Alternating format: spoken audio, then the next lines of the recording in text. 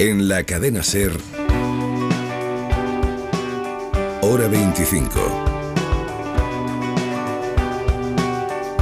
Con Aimar Bretos.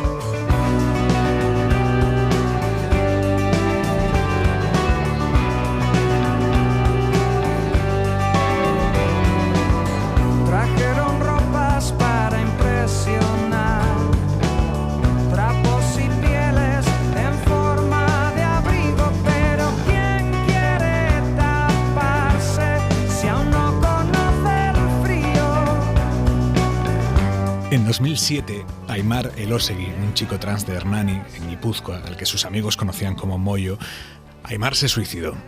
Si cualquier suicidio es siempre traumático para el entorno de quien da ese paso, en unas edades así y con el tabú que existía aún en torno a todo lo trans, el caso de Moyo fue un mazazo no solo para su familia y sus amigos, sino para todo el pueblo, para todo Hernani, que se volcó en la memoria de Aimar, Moyo, en intentar convertir aquel duelo en un proceso que sirviera para entender y para aprender de alguna manera.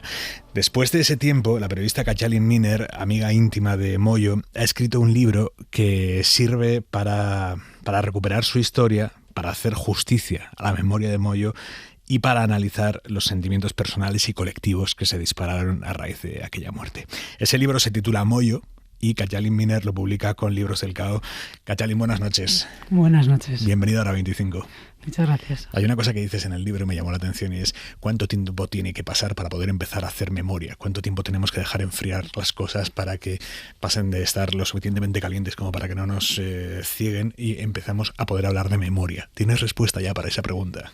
Bueno, sí, la duda era cómo mantener algo suficientemente vivo para recordarlo, pero que no esté todavía tan presente, ¿no? Como tan en la herida, ¿no? Que sea más un recuerdo y memoria. No sé, en mi caso fueron 10 años, pero no es una fecha concreta. Más que todo, más que el tiempo, diría que hay que empezar a hacer memoria cuando vemos que lo vamos a perder. Y era lo que pasaba, que yo veía que se estaba silenciando esta historia que en su momento fue muy pública y a los 10 años nadie hablaba de ello. Y 10 años antes todo el mundo estaba hablando de ello. Entonces, era en ese momento o nunca, ¿no? Tenía esa sensación. Quizás podía haber sido más tarde, pero... ¿Cómo prefieres que hablemos de Aimar? ¿Como Aimar o como Moyo? Yo le llamo Moyo porque así era como realmente le llamamos, ¿no? ¿Por qué le llamáis Moyo? Porque de una manera muy intuitiva, ¿no? En la entrevista que le hago a las amigas les pregunto, ¿os acordáis por qué este mote? Y lo cuenta Anne, ¿no? Y dice, sí, yo me acuerdo que lo hacíamos de una manera muy intuitiva, no sabíamos lo que era lo trans ni nada de esto, pero era, vosotros teníais que haber sido 3 hermanos, ¿no? Porque yo tenía 2 hermanos. Y entonces dice, Ander, Paul y Amoyo, ¿no? Porque en lugar de Amaya. De Amaya, Amoyo. Y de ahí Moyo.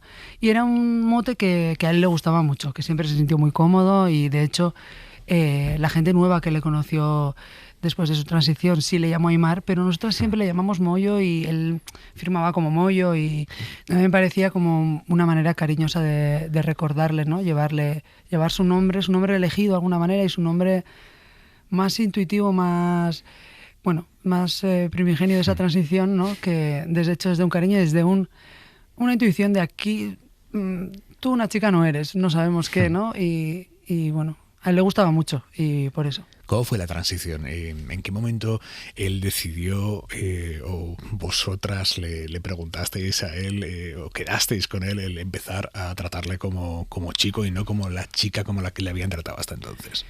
Bueno, yo diría que sería 2 años antes de su muerte, más o menos, ¿no? Cuando empezó primero a dejar pistas que luego vistas a la distancia eran evidencias, y ya empezó a tener conversaciones una a una, ¿no? Con las más cercanas, intentando explicar aquello que él tampoco entendía muy bien. Yeah. Pero porque son 17 años, pero no teníamos ningún referente, siempre se dice lo de los referentes, pero no teníamos ni lecturas, ni... Yo me acuerdo de haber ido con Moyo a Bilbao a comprar un libro, porque vimos que había un libro terrible, por cierto, ¿no? Pero lo único que... No, realmente era como... Uf. Pero sí, ¿no? Entonces yo creo que unas conversaciones en las que él nos explicaba que estaba claro que una chica no era, yeah, y que él siempre había sentido que era un chico que no sabía por qué, pero que eso era así, ¿no? Y bueno, y poco a poco, pues, los cambios, ¿no? Tenemos, pues, por ejemplo, los pronombres no era un gran problema porque hablábamos en euskera y el euskera libra bastante los pronombres. Los esquiva fantásticamente. Sí, Pero bueno, el nombre, ¿no? Yo me acuerdo cuando me dijo que había elegido Aimar, tocayo, tuyo.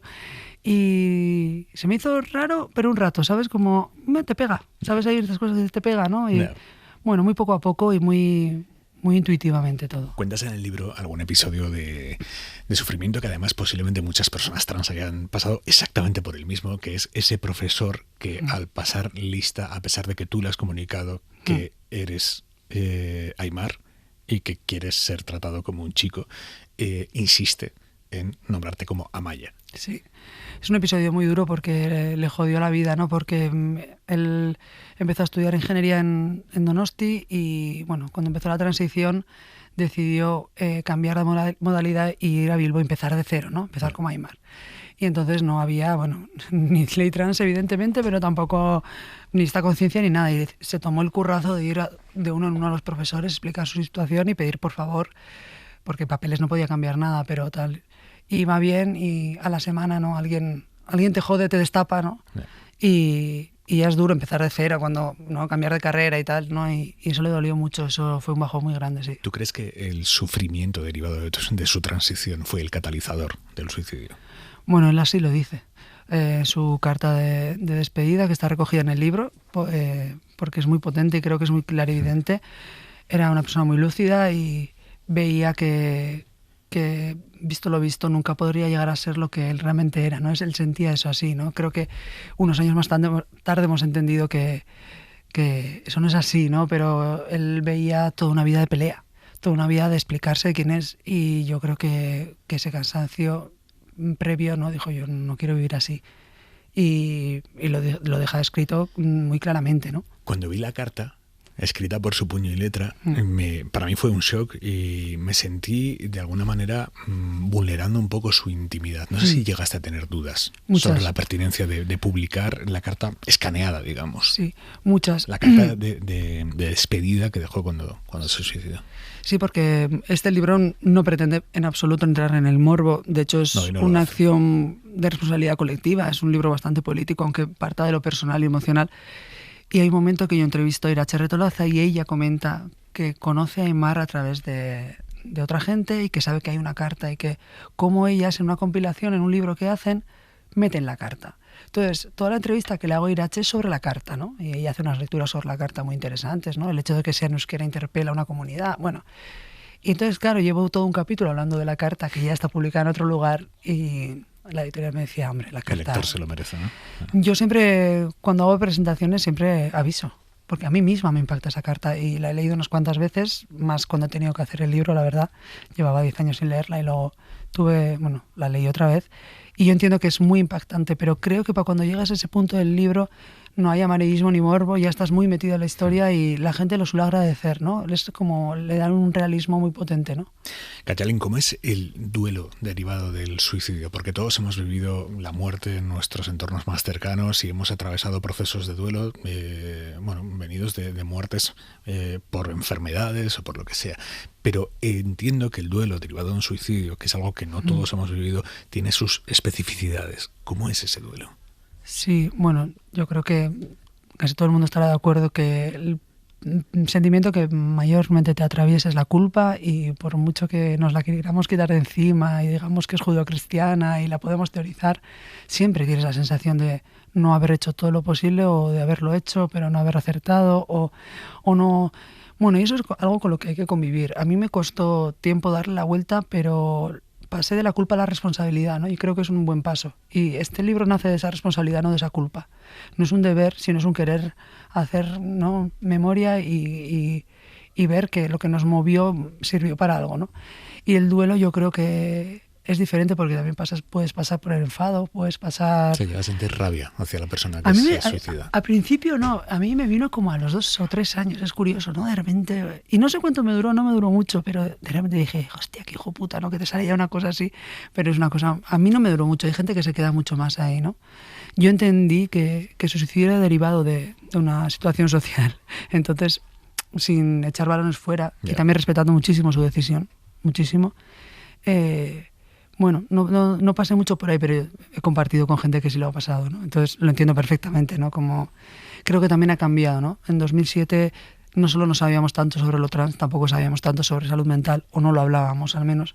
Y hoy en día creo que tenemos otros conocimientos y capacidades, ¿no? También para tratar estos temas. Tú dices, yo no era su madre, era su amiga, y eso me situaba en otro punto de la escala de legitimidad del dolor. ¿Existe esa escala de legitimidad a la hora de sentir dolor por quien muere?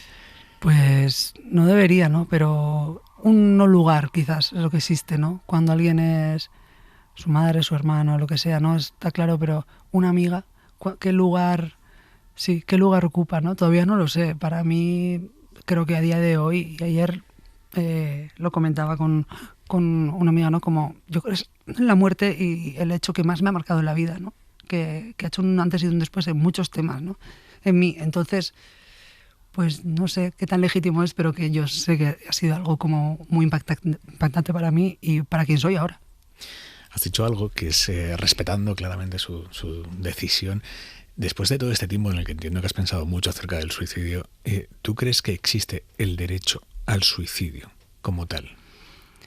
No lo sé, hay un debate muy abierto ahí, ¿no? Existe el derecho a la vida, entonces ese derecho a la vida también debería llevar consigo la capacidad de saber cómo terminarla, pero bueno, querría abogar más por el derecho al buen vivir, ¿no? Y no tener que suicidarse, pero repito que respeto muchísimo la decisión, creo que es una decisión nada fácil y creo que además muchas veces confundimos la eutanasia con el suicidio, ¿no? Quiero decirte qué niveles hay, pero me gustaría más abogar por el derecho al buen vivir y al poder decidir vivir bien y tener las condiciones para ello, ¿no? Y luego que quien quiera decidir acabar con ello, por supuesto sí creo. Hay una cuestión en torno al derecho a suicidarse que, claro, todos pensamos, pues sí, pues que todo el mundo tiene derecho a... Es lo único que es tuyo, ¿no? Tu vida. Claro, lo que pasa es que ser coherente con el concebir y respetar el derecho a suicidarse implicaría pues que ni el entorno ni las fuerzas de seguridad detuvieran claro. un suicidio decidido por la persona que lo lleva a cabo. No, y bueno, yo creo que eso es además humanamente muy difícil, ¿no? Yeah. Creo que todo el mundo reaccionaríamos ante alguien que está intentando quitarse la vida, incluso no conociéndole, incluso creyendo que es mala persona, yo qué sé, ¿no? Creo que es algo como muy instintivo intentar parar eso, ¿no? Pero creo que alguien que se quiere suicidar lo hará y contra eso, luchar contra eso también parece un poco absurdo, ¿no?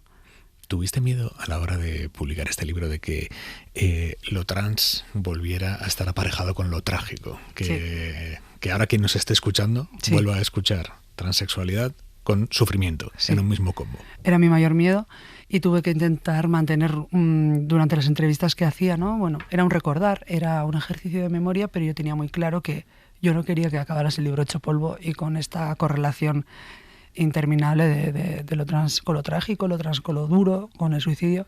Y es verdad que hay una última entrevista que se la hago a Brian, que es un chico trans de 22, 23 años, de Hernani, y le da una frescura total y todo el mundo agradece muchísimo que el último capítulo sea ese, ¿no? Porque es alguien que vive totalmente diferente su transición, totalmente diferente el pueblo, ¿no? Dice que se nota, ¿no? Que hay un clima de respeto de todo y totalmente ligero, yo diría que no, como sin dramatizar tanto, ¿no? Y creo que es generacional, también es la personalidad de Brian, ¿no? Que es un chico muy especial, pero quería acabar con algo así, apareció él casualmente y creo que es donde alguien, bueno, acaba sanada, ¿no? El libro. Y sí, y hay otra cosa que dice a Nacho Ruca, ¿no? Otra entrevistada, también esta idea de, bueno, somos tolerantes, progres, nos parece bien, pero que no me toque a mí, ¿no? Que mi hijo no sea trans, ¿no? Y que tenemos que ir cambiando esta idea. Que por qué no le decimos a la gente trans, a los niños, pero también a los adultos, que ser trans es lo más maravilloso que le va a pasar en la vida.